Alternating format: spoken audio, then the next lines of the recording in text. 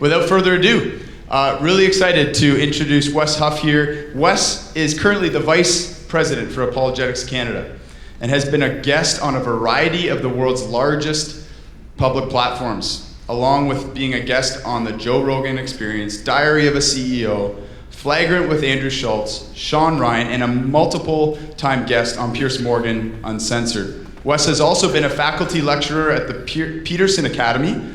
His passion to help show that the Christian faith is intellectually credible and existentially satisfying has had him participated in public dialogues, debates, and interfaith events on issues of belief and religion around the world.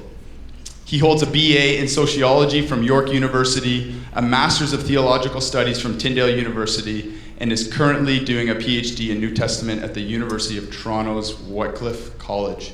And we're really glad that we asked Wes to come 2 years ago, and he said yes. And I sent him a confirmation very soon after that Joe Rogan pod. Hey, just making sure we're still good here. And so he's been so gracious to us. We have a bit of a history with Wes Huff at our school. He came to some of our meetings, small gatherings years ago, and so we're super thankful for the way God is using him now. So let's welcome Wes. He's going to start it off with a video.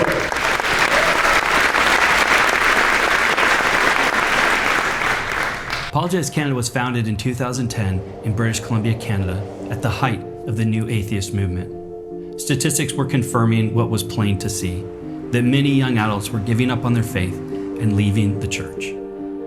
Nancy and I started this ministry out of our home. In fact, it was in our garage with a simple office and a simple mission: to introduce people to Jesus, to share with them the good reasons we have to place our hope in Him, and to equip Christians to share that hope with confidence.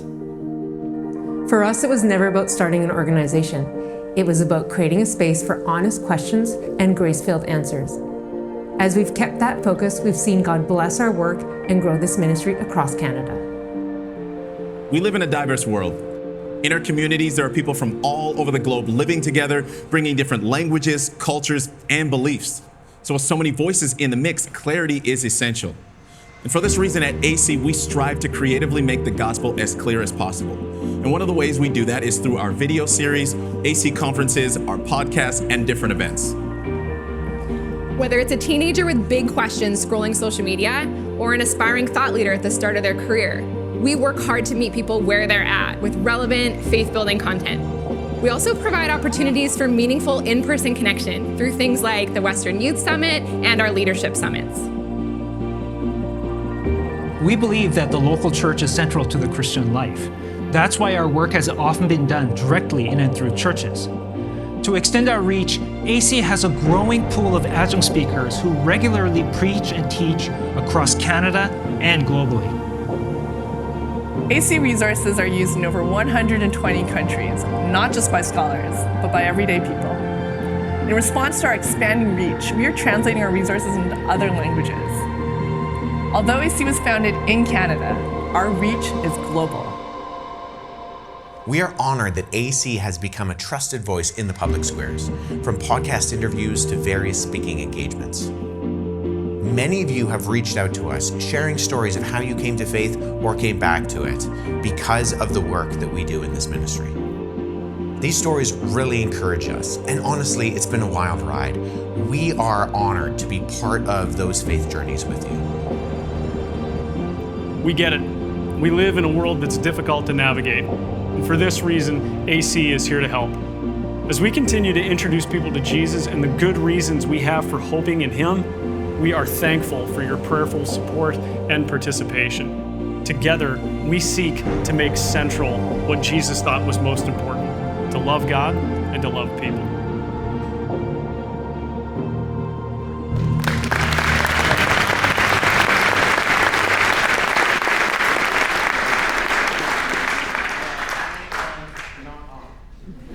I'm excited to talk with you for this session talking about, can I trust the New Testament artifacts that confirm the Bible? Because the Bible does not exist in a vacuum. When we as Christians talk about God's Word, we're talking about a collection of books that span cultures and times and languages, and there's a history to it. And the New Testament has a historical context that it stems out of. It's thoroughly a first century Second Temple Jewish document. It's not just one book as much as 27 books. 27 books written by multiple authors over 60 years across continents in a language that was understood within the ancient world. And this latter section of your Bible is that which includes the stories of Jesus. And by acknowledging the historical realities of the New Testament and evaluating them on those terms, via the evidence we are presented, it only helps us understand these ancient texts, even as we find ourselves 2,000 years down the road. Because I claim to be a Christian, and as a Christian, I need to understand who Jesus is. Who is this person that I'm staking my entire life in here and now and the next on? I have a friend, Andy Bannister. He likes to say, if you take Christ out of Christian, all you're left with is Ian. And listen, we all know Ian's a great guy. But he can't save you from your sins. And so it matters what we mean when we talk about Jesus. And the 27 books in the New Testament are that which surround and are related to Jesus. The beginning of Luke's gospel, this biography of Jesus that this individual Luke writes, sets for us a prologue. He gives us his purpose statement, why he's writing. He says, many have undertaken to draw up an account of the things that have been fulfilled among us, just as they were handed down to us by those who are from the first eyewitnesses and servants of the word. With this in mind, since I myself have carefully investigated everything from the beginning, I too decided to write to you, most excellent Theophilus, so that you may know the certainty of the things that you have been taught. And this prologue, this beginning of this biography, it parallels other ones that we see in the ancient world, literary and scientific writings in ancient writings, such as the writings of Demetrius, Galen, Herodotus, as well as, to a lesser degree, individuals like Thucydides. Those are words you can forget as soon as you hear them. But what that means is that there's a context for what Luke is talking about. You see that this isn't talking about a myth or a legend or a fable or simply a story. What we find in the gospel biographies of Jesus, when they're written, is really at the height of ancient biographical genre. This is when we get ancient individuals like Plutarch and Suetonius and Tacitus and so on, writing biographies of important figures, like the Roman emperors in their day. So if we even just back up in the timeline, the earliest story accounts we see being written in detail are what we call proto-biography. These start to pop up about half a millennium before the time frame of the Gospels.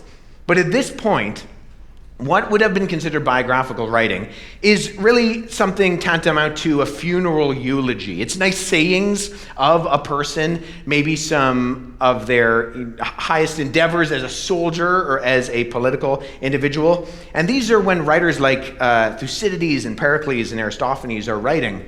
But it's very scant. If we go after the time of Jesus, a few hundred years, we find in those centuries what we call hagiography, and these are stories that tended to include a great deal of accepted embellishment. It was common practice in that day to exaggerate a little bit more than maybe we would consider normal in order to really capitalize on a saint or a politician who you're trying to make an account of. However, between those 2 points, between protobiography and hagiography, that's where we find within the classical world what is considered the crown of ancient biographical sources. It's during this time that we actually find standards being laid out by ancient writers who write and talk about how history needs to have things like impartiality, detachment, and rigorous devotion to truth and characterization to be ideal history. And that's exactly what we find in something like the preface to the Gospel of Luke. He's saying, listen, I wasn't there. Don't confuse me for an eyewitness, but I'm doing my due diligence. I'm interviewing eyewitnesses. I'm going to the sources so that you know what you believe is true. And this is coming in a time frame that is close to Jesus.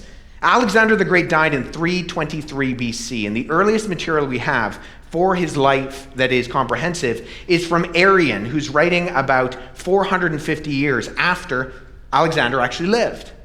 Now, the gospel, some might say, they're writing decades after Jesus lived.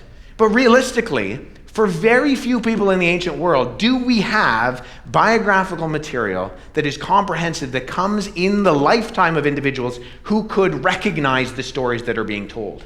That's not true for Alexander the Great, and it's not true for the majority of the biographies we have in the ancient world. And yet that is true for Jesus. It is true that we have these individuals writing these things within the time frame of the memory, not just of his disciples, but of people who could have been at the wedding of Cana, or at the feeding of the 5,000, or on the hill when Jesus rises into heaven after his resurrection. The Gospels are not just coming along during a time when biography and historiography are at their apex, but they're even set in their own historical category because they're being written contemporaneous to the individuals they're chronicling. The Gospels are contemporary biographies because they're writing about Jesus in a time when there's a living memory of him. When people who were there, who had encountered things that are talked about in the Gospels, could have memories of them. And so the Gospel authors would have known that if they're writing these things down, there would be those who are reading or hearing the stories in their Gospels that could potentially verify these facts and details. And this is an unusual fact in the realm of ancient biography. A very small minority of ancient biographies afford this kind of reality. And when we're looking at the sources, though we sit 2,000 years somewhat down the road, almost from the most recent books that were written in the Bible, we have an incredible level of documentation that is an asset that speaks to its reliability and credibility. When we look back at how we actually go from ancient papyrus to modern day print, the history of the Bible is not some sort of layered web of translations. In reality, what we find ourselves with is a single step, going from the original Hebrew and Greek directly into our Bibles today. The translation of the Bible takes into consideration an amazing collection of archaeological evidence, from discoveries in Israel like the Dead Sea Scrolls, to papyri dug up in places like Oxyrhynchus. Over time, as we've uncovered more of these fragments and manuscripts, they haven't complicated our understanding of the Bible, but clarified it. The documents that sit behind the history of the Bible and the way that we translate them today gives us confidence in their reliability to go from the original languages into our own. Even though we're almost 2,000 years removed from the last book of the Bible that was written, as discoveries are made, we are not getting farther away from the text, but getting closer. This evidence confirms and gives us good reason to trust that our Bibles have been faithfully and accurately copied, and that what we have now is what the original authors wrote. And when you hear me say a phrase like we're not getting farther away from the original text, from the Bible, we're actually getting closer, even though we go farther in time. Let me give you an illustration of this. In 1611, when the King James translation was published, it was translated somewhere between 1604 and 1611. The translators of the King James Bible weren't using manuscripts, some of the things we're going to be talking about in just a minute. They were using printed editions of the Greek New Testament. Their main base text printed edition was relied upon from 31 manuscripts. Now, those weren't bad manuscripts, especially for the day. They were incredibly well-preserved manuscripts. The oldest of those manuscripts approximately goes back to the 11th century. But in 2026, not only are we aware of those 31 manuscripts, but we have 5,000 plus other manuscripts, the earliest of which go back to the 2nd century. And so, as we continue to stick shovels in the ground, we don't get farther away from verifying the information, though we're getting farther away chronologically in time. And there are so many of those manuscripts that we could talk about. You know, my wife hates when I do this, but I study ancient writing. That's kind of what my formal area is in. And the earliest forms of writing were on tablets. They would inscribe it on stone. And then tablets were replaced by scrolls, which were, you could put more on it, you could carry it around. And then scrolls were replaced by books, we called a codex. Now nowadays, we scroll through books on tablets.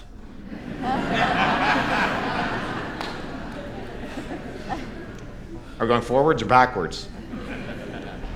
But these manuscripts are some of the coolest things that verify what we think of and read about in terms of the reliability of picking up an English Bible today. We could talk about so many of them. We could talk about P66, a late 2nd century copy of the Gospel of John that includes for us a near complete copy of what Christians were reading in the late 2nd or early 3rd century from that book. We could talk about Codex Sinaiticus, a 4th century document that is probably our earliest version of what we would consider a Bible today, Genesis to Revelation, all in one single document. It took close to 260 sheep to make. It's a lot of sheep. I don't want to bleed around the bush about it, but it's a lot of sheep.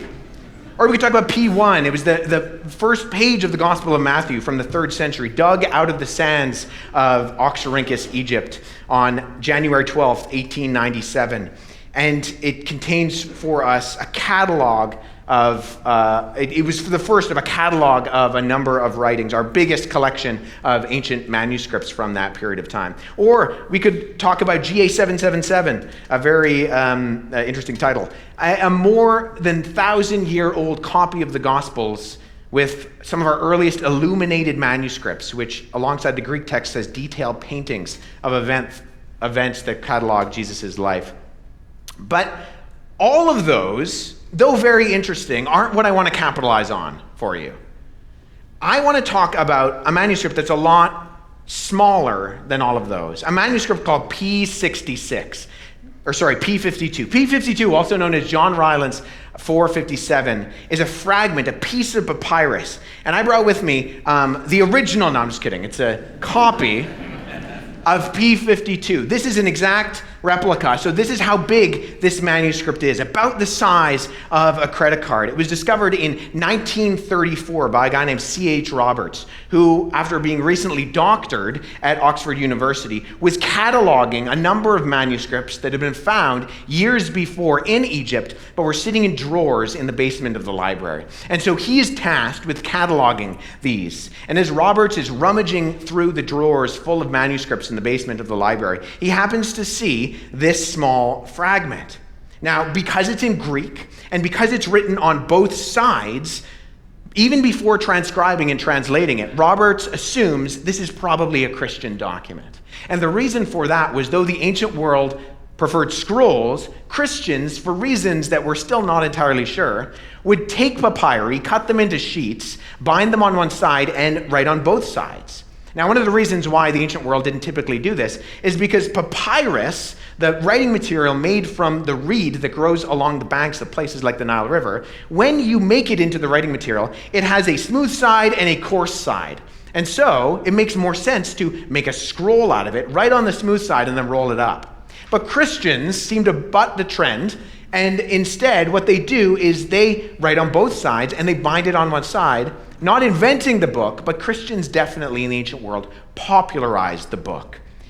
And so Roberts assumes it's a Christian manuscript, and sure enough, when he goes back later to translate it, he finds it contains the text of John 18. Now, this is a very interesting fact because he sends it to a number of individuals who date manuscripts. They're called paleographers. They look at the handwriting and they analyze how old this manuscript could have been. And the conclusion of what those paleographers came to was pretty important because about a century prior to this discovery in the basement of the John Rylands Library, there was a guy named Ferdinand Christian Bauer. He was a German rationalist scholar, and he was a New Testament biblical scholar, but he was a student of a guy named Hegel. And Hegel was a philosopher who came up with what we refer to as Hegelian dialectic, thesis, antithesis, and synthesis. And so, using his mentor's dialectic, this methodology for coming up with arguments, Bauer says, okay, well, I think you have some writings in the New Testament, like Mark, that portray a very Jewish Jesus. And you have other ones like Luke and Paul, which portray, or Peter, which portray a very Gentile Jesus. And then you have John. And John appears to portray both a very Jewish and a very Gentile Jesus. Okay, so let's hypothesize. If we're looking at one source which portrays a very Jewish Jesus, and we're looking at another source that portrays a very Gentile Jesus, then if John is the synthesis of that, if it brings those two things together, then it must be written a lot later. And the date that Bauer puts on it is between 160 and 170 AD. So at the end of the 2nd century, mid to late 2nd century. And this ends up being the assumption. This ends up being the majority position for New Testament scholarship for a long time, about a century. Until C.H. Roberts sends P52 to the paleographers, and they all date it to the 2nd century. They date it to the 2nd century, and this is important because John, if he is writing his gospel somewhere around the early theories are Ephesus, if he's writing in Ephesus, then it needs to be written, it needs to be copied, spread around, and span the time and the distance to get to Egypt, where it's either copied there or copied somewhere else and made its way there, spanning about 1,700 kilometers. Which means that P52 is probably not the originals, right? And I don't know, I was taught, even though it's public education, that copies come after originals. So, on that basis, if P52 is being dated to the 2nd century, and actually at that point in time, there's more debate about it now, but they put it at the early 2nd century, that pushes John into the 1st century. Now, there is still some debate about P52 and its dating, but the majority of scholars do believe that it is 2nd century.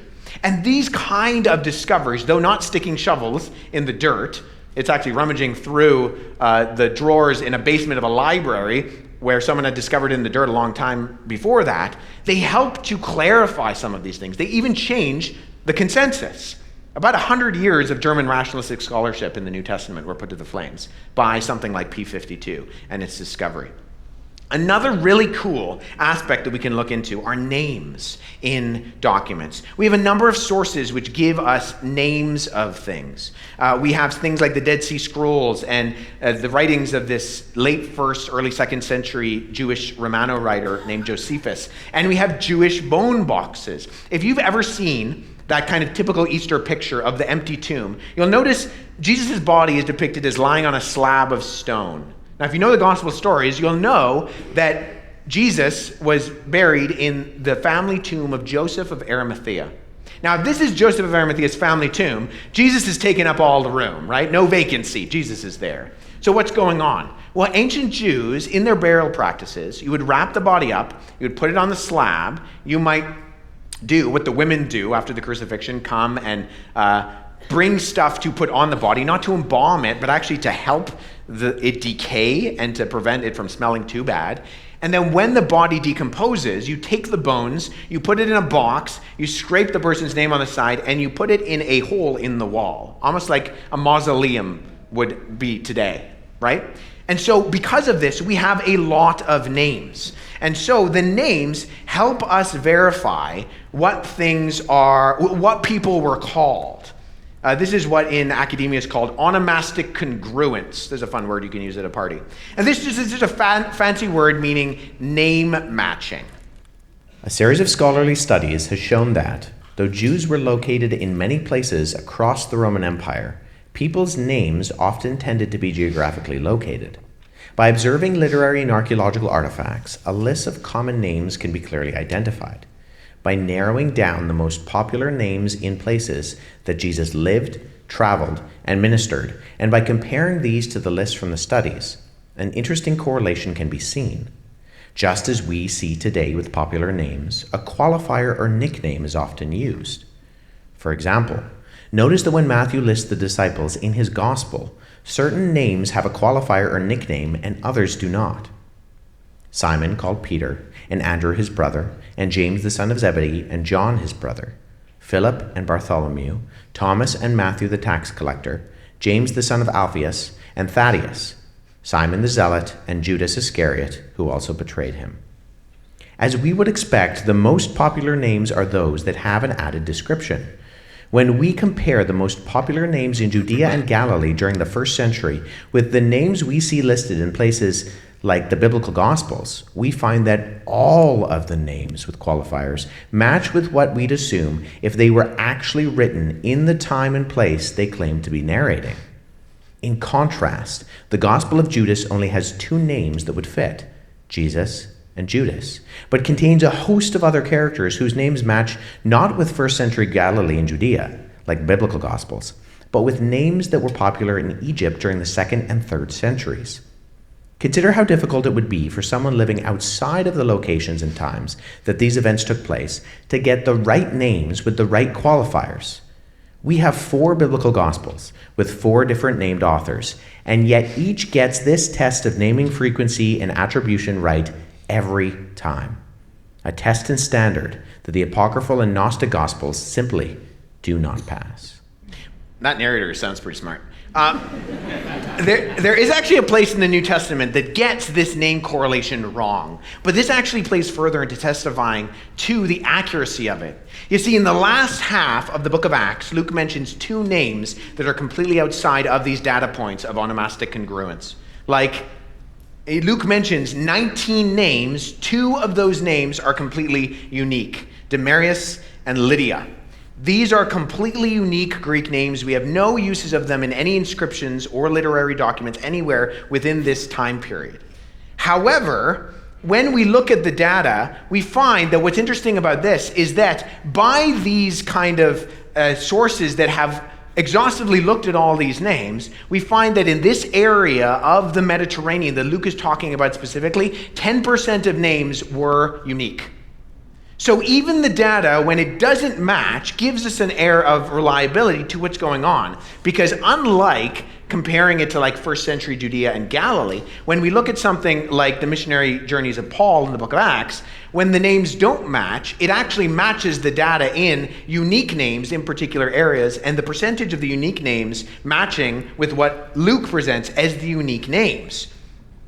Now, the very first depiction of Jesus, as we move into another one of our archaeological pieces of evidence, the very first depiction of Jesus on the cross, you won't find in the Vatican or in some ancient church or on some piece of iconography. It's actually a piece of 1900-year-old Roman graffiti. So you can go to Palatine Hill in Rome today and go to the Palatine Hill Museum and see there on the wall, etched into a piece of plaster, an image of a man who is being crucified. He has the head of a donkey, and off to the side there's a figure with his hands raised in worship, and a caption written that says, "Alexamenos worships his God."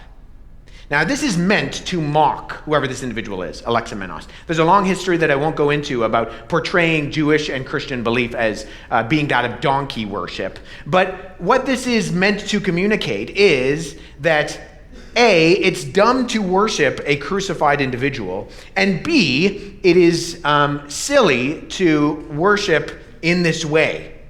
And so ironically, what we find from the detractor in this particular perspective is that it lends credibility to A, the crucifixion event taking place in the way that it's described in the Gospels, and B, that Christians in a very early time were worshiping a crucified Jesus. And so, though not like confirming a detail specifically, what we see is that the Christians are worshiping the crucified Jesus. They're worshiping early on, and this is being mocked. Just like Paul says, this is going to be a stumbling block to the Jews, and it's going to be confusing. It's going to be nonsense to the Gentiles. We see that played out in real time. Luke goes to lengths to demonstrate that his narrative is placed within an actual time and location. In the first 3 verses of Luke chapter 3, we are not only given 7 historical characters that mark out the beginning of the ministry of John the Baptist, but within these 3 verses alone are 22 historical references to locations and people that have been verified by archaeology and ancient literary sources outside of the Bible. This places Luke's account within a historical framework, making sure his readers know he's not merely making up a story, but pinpointing when and where these events actually took place in history. And the gospel authors do this in multiple different ways, with names, locations, as well as with accurate plant and animal life related to the areas within the narratives they are describing. The gospel authors get these types of facts right, even when other ancient writers of the time don't. And related to the crucifixion event, we have an ancient writer who actually doesn't get details right. One of those is an individual named Tacitus. Tacitus was one of the foremost ancient Roman historians. And in a writing that is the chronicling of a lot of things that was happening in his day, he makes 2 prominent mistakes. First, when talking about Jesus, he wrongly assumes that Christus is a personal name rather than a title. And secondly, and this is the one that relates to what we're talking about here, he gives Pontius Pilate, who he says was the individual who executed Jesus, he gives him the wrong title. He says that he was the procurator. Now, we know from a number of different sources, including Josephus' Antiquities of the Jews, as well as records that appear elsewhere, that this was not the title of Pontius Pilate. So Tacitus confirms what we see in something like the Alexamenos Graffito, where you see, okay, yes, there's a crucified Jesus. But it's interesting that when Tacitus talks about who the person who condemned Jesus to death, Pontius Pilate, is, he gets the wrong political title. It would be the equivalent of mixing up the prime minister and the governor general, right? They're like high up positions, but we know that, Mark Carney is one and not the other. And so, whether we want him to be or not. And so I digress. But we look at particular inscriptions and we can confirm this. We have an inscription from the Pilate Stone, which is found in 1961 in Caesarea Maritime in Israel. And it has a dedication stone which says that the money was put up for this particular project by Pontius Pilate, governor of Judea. And who else gets that right? The gospel authors. Luke, in that passage that you heard before, where he's exhaustively listing a bunch of different people and where they're leading, he mentions in the very first line in chapter 3, verse 1, that it was Pontius Pilate, governor of Judea. Luke gets that right even when Tacitus doesn't. And so we can see in correlation with these things that Jesus was crucified, and that something like the Alexamenos Graffito, it confirms for us the historical reality of that event, and that the details in the Gospels get the details right to confirm the sort of surrounding events of that. The Alexamenos Graffito confirms for us that early followers of Jesus were worshiping him as God. We find that throughout the Gospels. All have direct instances where the word worship is used in the text and is directed at Jesus. And that Jesus was crucified, and particularly on a cross. Another ancient writer named Cicero, he writes, and he says, just prior to the time of Jesus, the very mention of the word cross should be far removed, not only from a Roman citizen's body, but from his mind, his eyes, his ears. It is the most cruel and disgusting penalty. We also have other graffiti which says stuff like, may you be crucified. It's kind of like using it almost as a curse word. This was something that we can see why someone would mock it. The understanding of crucifixion was so terrible in the ancient world that it would be silly, it would be dumb, it would be asinine to worship a crucified Jesus. And that this was the point of both misunderstanding and mockery for non-Christians. Like I said before, you have Paul iterating this fact when he says, but we preach Christ crucified, a stumbling block to the Jews and foolishness to the Greeks. The Greek words there for stumbling block is scandalon. It's a scandal. That's where we get that English word from. And moranos to the Gentiles. It's moronic. And so we look at these things and we can see the confirmation of how the ancient world confirms that there are facts that detail about how we find the reliability of the Bible. Now, archaeological artifacts, they have their limits. These aren't proofs that the New Testament is true. However, combined with the internal evidence of the New Testament text and the corroborative data of the artifacts I've highlighted, and many, many more that testify to and correlate with the accuracy of the 27 books we call the New Testament, this creates a cumulative case that we could look at that gives us confidence that when you pick up an English Bible and you read through its pages, you can at minimum see its trustworthiness as historically accurate documents. However, whether or not you then choose to embrace the Christian faith depends on more than historical evidence.